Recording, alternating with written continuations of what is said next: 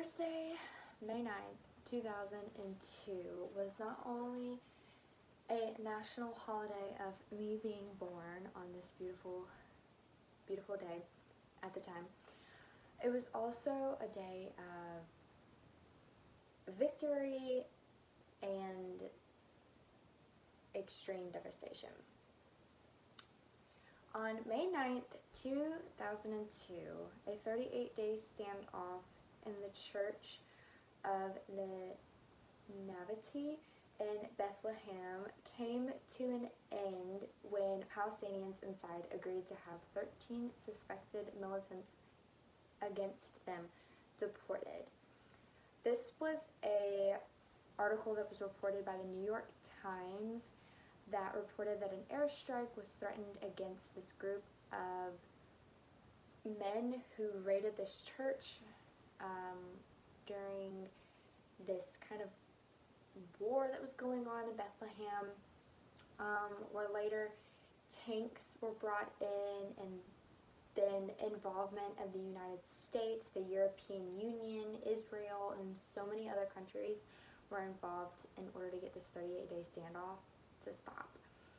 Also in Kaspiak, Russia, a remote control bomb exploded during the 57th annual victory parade of the Soviet Union during World War II to celebrate their win, where a bomb had exploded, killing 43, and among those 43 there were 19 soldiers, 12 children, and 12 men and women, along with injuring 130 other men and women and children. Also on this day, Dan Devine, I believe is how you pronounce his name, who was an American football coach, died at the age of 82. Not only did he teach for the NFL, Green Bay Packers, but he also taught the University of he also coached at the University of Arizona, Missouri, and where he got his education, Notre Dame.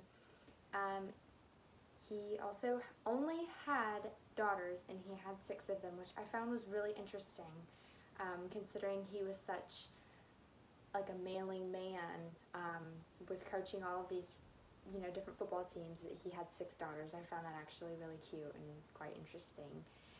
Another one, another man who passed away on May 9th, 2002 is Leon Stein. He was an American composer who died at the age of 81. He not only was an American composer and composed music on a saxophone, he wrote many Jewish soundtracks, songs.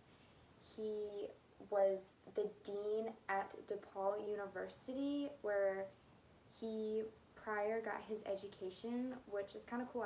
I found really interesting that both Dan Devine and Leon Stein both kind of went to their roots of where they got their education, which I found very interesting. Leon Stein had 2 sons that have not been reported to go into any type of music industry or anything like that. So, obviously, besides me being born on such a beautiful Thursday morning, those were some crazy, some really kind of catastrophic, but also kind of uplifting events in history.